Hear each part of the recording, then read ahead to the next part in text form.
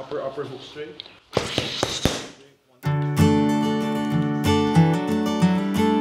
JM De Guzman, ikukulong na naman. Kukulong ko siya dito ng 2 weeks.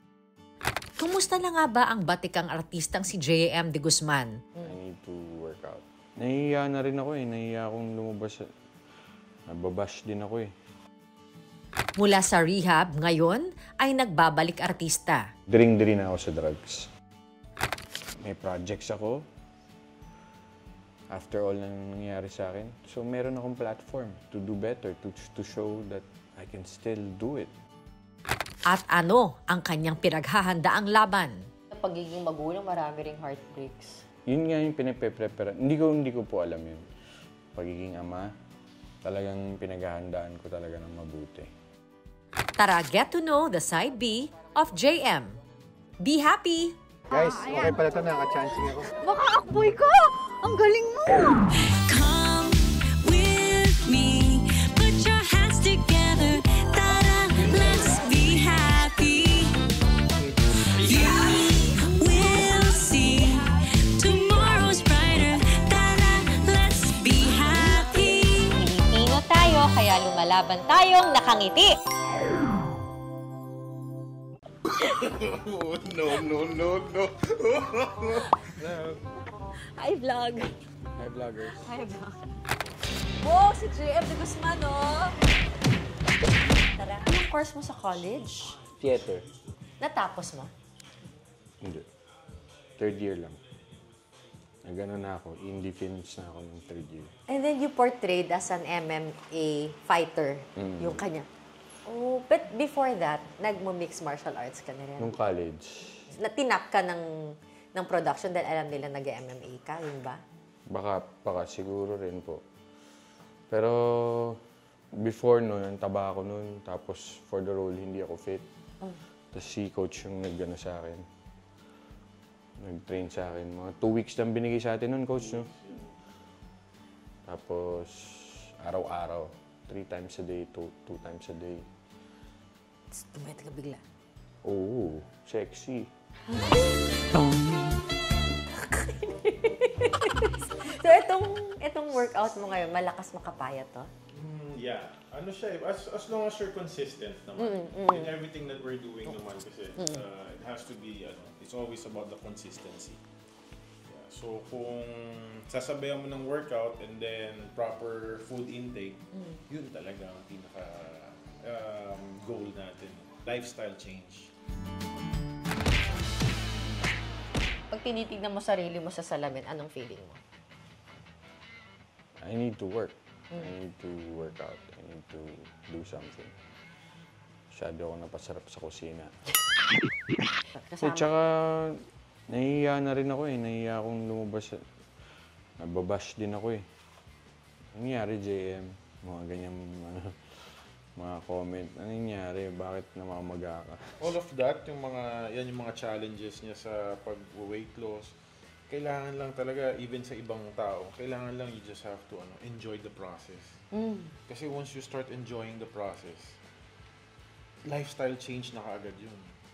Madami ka ng mga bagay na iiwasan. At saka, surround yourself with, yun yung sarati kong sinasabi kayo, surround yourself with good people. Totoo yan. Diba? Kasi mahirap pag sinurround mo yung sarili mo sa mga nagda-drugs, may 4 kang kasama, you're gonna be the 5th. Oo. But if you surround yourself sa mga taong nasa fitness, diba, you'll be the next one also. Oo. Round 1! Ting, ting, ting!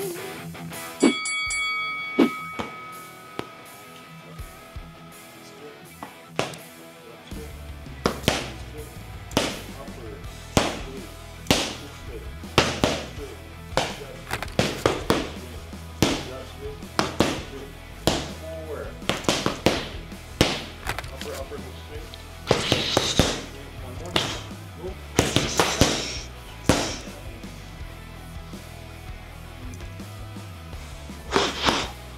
Good job, straight. Go. One more. Go. Roll. Upper hook straight. Okay, go. Hey. Yeah, go. Straight.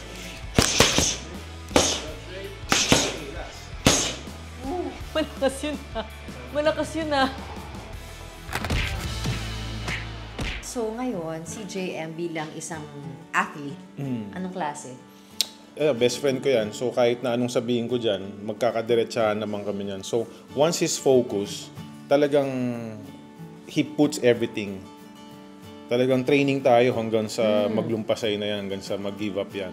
So ikaw ngayon, ikaw ang taga-recondition sa kanya, pag kailangan niya mag-focus, ikaw ang puntahan niya. Oo. Katulad niyan, meron siyang, ngayon, may request sa kanya yung isang gagawin niyang serye, no? Oo, na kailangan niya magpapayat. So, ito, sakto. Papayat kami. 2 weeks, 2 weeks. In 2 weeks time, kailangan niya weight loss. Ang weight loss kasi, mabilis. Huwag ka lang kumain, huwag kang uminom ng tubig, papayat ka eh. Ang pinag-uusapan natin dito is yung fat loss eh. Yung body weight, yung body fat ang pinag-uusapan natin. Body weight is so easy. 'Di ba? Yung body fat na para maalis sa katawan mo, yun ang kailangan natin i-flush out. Ako kasi, na-try ko na, I was 265 pounds before. Of Ang laki muscle ko. or fat? Fat. Wala akong liig. Sobrang laki ko and nagawa ko siyang pumayat ako ng ito in less than 2 months. There must be something about you, JM, na I don't know, na mahal ka ng mga taong nakapaligid sa'yo. Kasi- What do you see in him that not a lot of people know? GM sobrang bait eh. Sobrang bait and madalas siya yung na-abuse. You know, kasi papayagan niya, sige, gawin niyo kung anong gusto mo sa akin. Ganun eh. Ganun niya ibibigay niya lahat. Ang kahit wala nang matira sa kanya. So, lahat ng taong kilala siya, alam na yun siya. Pero for those people na hindi siya kilala, iisipin lang sa kanya yung mga naririnig lang nila. Alam mo yun, sabihin nila, ganito yan, nag-addict yan. Once na meron ka ng kasi na addict, parang forever ka ng addict eh. Hindi nila alam na meron siyang kasing pinagdadaanan, 'di ba? But hindi 'yun rason, 'di ba? But he's changing. He's changing and he wants to change. Kaya niya magpapayat. Yung dream ko talaga sa kanya, magkaroon siya ng billboard na nagmo-model siya, hindi lang artista. 'Yun talaga yung goal ko sa kanya kasi kaya niya. If nakaya ko nga, sabi ko parati kong sinasabi sa kanya, if nakaya ko, what more pa ikaw? Mas may means siya sa akin para magawa lahat 'yun. Ilang years ka na nag-MMA? Nag-start ako 18 years old. Wrestling lang muna. Usually kasi pag MMA, dapat meron kang striking, which is boxing, Muay Thai, Taekwondo, Karate. Tsaka meron kang submissions, which is Jiu-Jitsu, Judo. Ang alam ko lang nun, wrestling. Sumabak ako ng amateur MMA, wrestling lang yung alam ko. So, first fight ko, natalo ko. Na submit ako, na armbar ako dito. So, mga 2 months kung di magalaw tong kamay ko, shoulder ko. Yung pangalawang fight ko, na Muay Thai yung kalaban ko, tinake down ko siya agad, tapos binasag ko yung mukha niya. What? Oh no! Tapos patay na siya. Joke lang. Nananalo naman ako. So, 1-1 yung record ko. So, na-injure ka na. Unang laban mo palang Injured ako. masakit. Gano'ng kasakit pala masaktan dun? Hindi mo mararamdaman after nung fight kasi may adrenaline ka pa eh. Kinabukasan mo mararamdaman. Hapdi yung tuhod mo kasi shoot ako ng shoot. Tapos yung armbar sa akin. Tapos pinagsusuntok pa ako sa mukha. May pasa ako dito. Pag sinusuntok ka, hindi mo rin ramdam yun dahil sa adrenaline? Hindi. Ganun pala yun. Hindi pa mararamdaman. Namamanhid, parang gano'n, hindi. Lalo ka lang mapipikon eh pag nasuntok eh. After mo na lang siya mararamdaman. Talaga? Or bigla na lang ramdam mo, nanghihina ka na pero hindi mo alam, bugbog sarado ka na. Yung panghihina Nakakahilo. comes after the fight. Nakakahilo yung suntok, pero yung pain na overcome ng adrenaline. So, pero kapag walang adrenaline na sinuntok kitang ganyan, mararamdaman mo siya. Oo naman. So may try? Ilan taon ka ba nag-artista? Nag-stop ako kasi nag-theater muna ako. So, nagta-teatro ako nun. 14 years old, di ba? Nag-artista ka na, di ba? Tama, yung alala ko. Ang TV. Oo. Tapos, 18, nag-MMA ka. Ngayon, binabalikan mo lang ang ang wrestling. Technically, wrestling to, di ba? Binabalikan mo lang siya ngayon. Why, of all sports, bakit ito ang napili mo? Noon at ngayon, anong meron? Ito yung nakita kong nakaka-ease ng mind ko. Paliwanag mo nga yun. Di ko magets. Kasi pag galit ka, di ba? May rage ka. Suntok mo lang sa pads, sa heavy bag. Sigaw mo lang yan. Mawawala eh.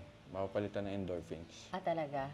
So, talaga palang may nare-release ka, kaya masarap para kang yung lahat ng galit mo. Outlet talaga. Tayo lang, anong galit mo nang nag-start ka sa MM ng wrestling? Saan, ano yung, anong hugot mo nun? Actually, lumaban ako noon nung nanalo ako. Heartbroken ako noon. Sobrang heartbroken ko noon. Tapos, wala akong training, wala akong kahit ano. Gusto ko lumaban, gusto ko nang i-release to.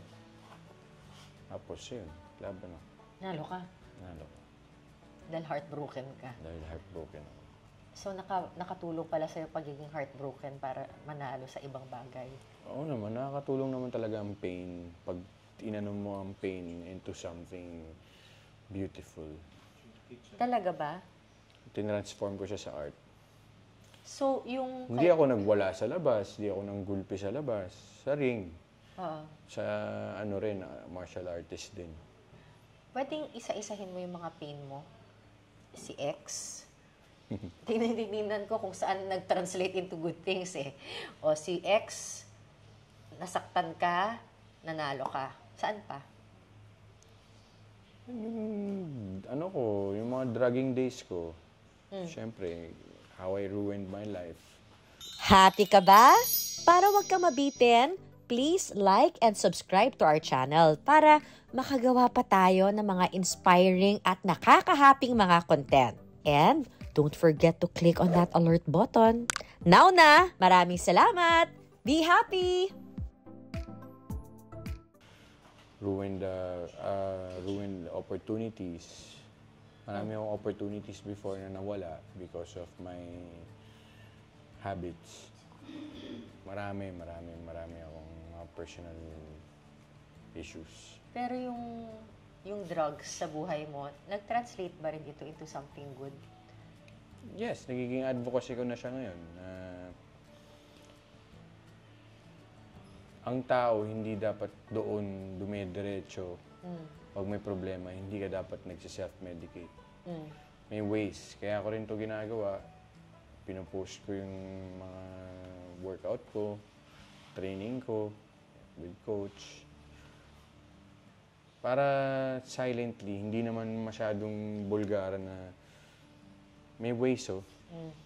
Kung may problema ka, may paraan. Workout mo na lang, training mo na lang, mag-martial arts ka na lang. Kesa pumunta ka pa doon sa dinaanan ko na mahirap.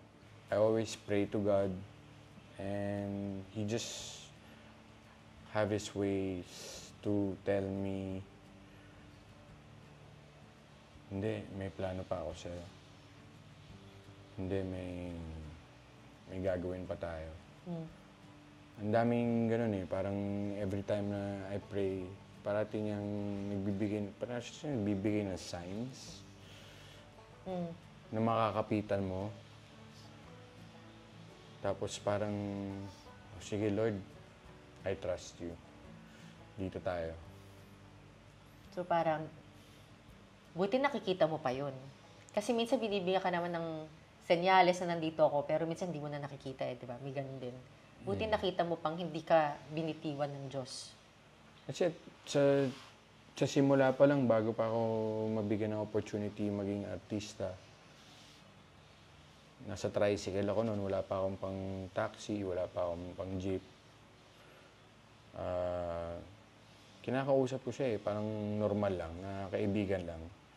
Tol, bigyan mo naman ako ng opportunity ngayon. Sinagot niya. Tapos yun yung parang moment ko sa buhay ko na parang nandito lang siya, nakikinig lang siya sa akin. Tapos, nung nangyari sa akin yun, minsan, aminado naman ako, mahirap din bumalik sa kanya sa sobrang pain. Minsan nga parang gusto ko na magalit sa kanya eh. Bakit mo ako binibigyan ng ganito? Yun pala, binibigyan niya lang ako ng bala para pag umarte ako ulit, mas galit ko.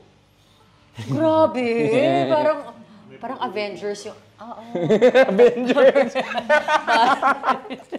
Naging Hulk. Hindi si Avengers na Hulk, yung may ganon. Thanos. Wait, so ano ka na ngayon? Palagay mo, mas matibay ka na ngayon dahil sa dami ng pinagdaanan mo? O alam mong hindi pa to yung tapos ng pagsubok ko? Hindi pa tatapos yung Ayoko pagsubok. na. Bakit naman? Nakakainis, no? Pero totoo yan eh. Oh, anyway. Unang-una, wala pa akong sarili kong pamilya. Hmm. Alam ko yun yung nilolook forward ko na something na would really challenge me as a person, pagiging ama. Kaya believe ako sa mga ama na, mga ina na. Kasi, di ba, nagre-raise ka ng human being. Tapos tuturo mo sa kanila yung natutunan mo. Tapos you have to set a good example. Hindi ko pa yun nagagawa eh. I'm still sa process ko na pinapalakas ko pa yung sarili ko mentally, physically, spiritually, emotionally. Para pagdating ko dun sa part na yun, dun ko masasabi siguro, pag nakita ko na silang okay na may sarili na ring anak, dun ko masasabi sa sarili ko, pak! Pero alam mo rin na pagiging magulang, marami ring heartbreaks. Gusto mo yun? Yun nga yung pinagpe-preparan. Hindi ko po alam yun. Pero yun yung pinagpe-preparan ko. Kaya hindi ko po masasabing ako na yung pinaka merong malalang experience sa buong mundong to dahil hindi ko pa na-experience maging ama. But, sabi nga kanina ni Coach, minsan na typecast na as drug addict, no? Mm. Are you bothered by it na? May stigma talaga eh. So, I made an album sa Spotify. Nasa Spotify siya na sa side naman ng mga healing addicts. May mga tao kasi like me and nung nakilala ko sa rehab na gusto rin nila naman mabago. Ayaw naman. May iba na hindi nila naman sinasadya dahil ganun yung kinalakihan nilang environment. Ganun sila, may trauma sila in life and di nila alam gagawin nila. Paano sila mag-heal? Kaso, marami rin naman kasing mga nag-visit ako ng mga drug addicts na nangre-rape, pumapatay ng tao, gumagawa ng krimen. Kaya lalong umano yung stigma. Eh ako, ang gusto ko lang naman matanggal yung stigma na may hope. Pero hindi natin yun yung ano ng mundo eh. Masyadong komplikado pag dinadaan ko na lang sa music.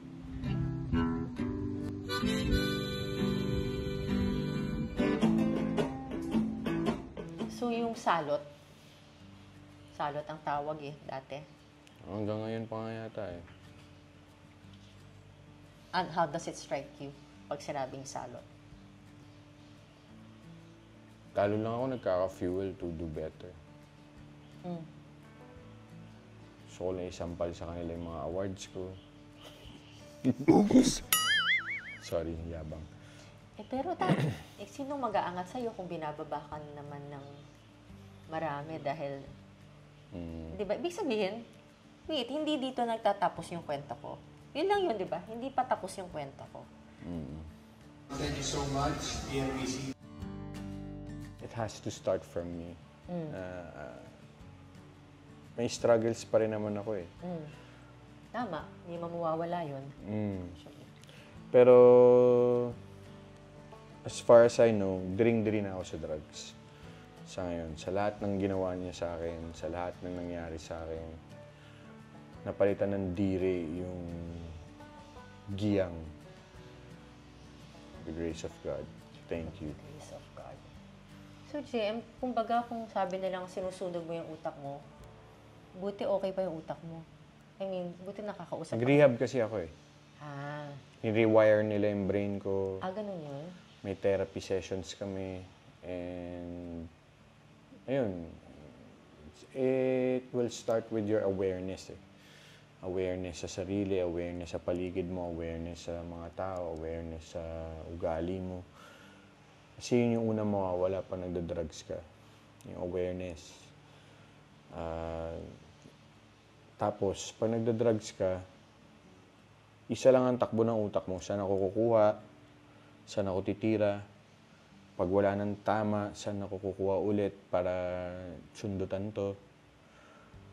Tapos, yun lang yung cycle ng utak mo na mamememorize na ng utak mo. So, pag nag-rehab ka, pag nag-therapy ka, ibabalik ka ngayon dun sa, may responsibilidad ako. Kailangan ko hugasan tong platong to. Kailangan ko linisin tong inidoro na to. May meeting kami dito, hindi ako pwede malate. Ganitong oras ako maliligo. Napapalitan siya. So, 4 years na nandun ako, na-rewire na ulit yung brain ko. Thank you, Lord. Sa normal. Thank you, Lord, talaga. It took a while. Mahirap talaga siya. Oo. It took a while. Yung sa sarili, pero yung pagtingin ng ibang tao sa'yo, palagay mo, magbabago kaya o nagbago kaya? Ano kayang, or does it even matter to you now? Hindi na nagmamatter sa akin. Ang importante, kung ano na yung ginagawa ko ngayon. Ano ba yung pinapakinggan ko na lang si Lord? Ano ba yung gusto mong gawin ko? Kasi, imposible namang walang rason lahat yan. Bakit ako okay ngayon? Para umulit lang ulit doon? Hindi naman siguro. May projects ako after all na nangyayari sa akin. So, meron akong platform to do better, to show that I can still do it. I can still act. I can still be the best optimum version of myself. Agree. At ngayon, yung pag-iisip ng pamilya, ngayon lang ba dumampi sa utak mo yan? Yung gusto mo maging tatay? O dati ginusto mo na rin? Matagal na. Nung bata pa lang ako, pangarap ko na yan. Pero sa sobrang pangarap ko siya, ayokong madaliin. Talagang pinaghahandaan ko talaga ng mabuti. Your turn. Okay.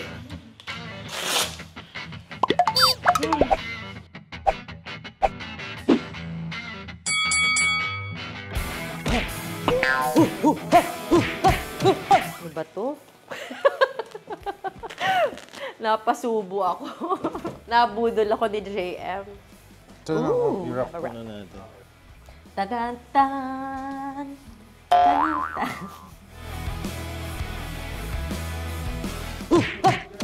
Alright, straight hook, straight, boom. Again, straight hook, bam, straight hook, straight hook, straight. Nice. Tapos breathe. Exhale. Good job. Go, job. Okay, tapos wag mo siyang ikasa, like you're gonna bring it to the back. From here lang, job. Boom. Okay. Boom. Okay, job. Up, again. Boom. Yes. Straight. Oh, okay. Wag mo siyang gaganon ha. Yung kinakasa mo. Apa. Straight, gaganon. Ito lang siya sa harap. Bakit? Boom. Kasi it takes time. So, kunwari, mag-straight ka, babuelo ka pa, sige, pag binuelo mo yan, Boom! nasuntok na kita. Ay, oo, ayoko yan, So, oo. from there pa lang, bitaw na. Yes. Okay, job. Boom. Double job straight. 1, 2, boom. Good. Double job straight, hook straight. Ay, sorry po. Double job straight, hook straight. Again, go. Bam, bam, bam, bam, bam. Straight. Breathe. Hindi ka humihinga. Humihinga po ako. Exhale. Hinga! Oo, hinga. Oh, go. Straight. Straight hook straight. 1, 2, 3, 4. Straight. Nice. Again. Hinga! 1, 2. Yes. See? Para siyang music talaga. Kasama yon. 1, 2, 3. Bam, bam, bam. Nice. Straight hook straight. Bam, bam, bam. Straight. Alright. Naka 2 rounds siya. Diretso. Tadantan!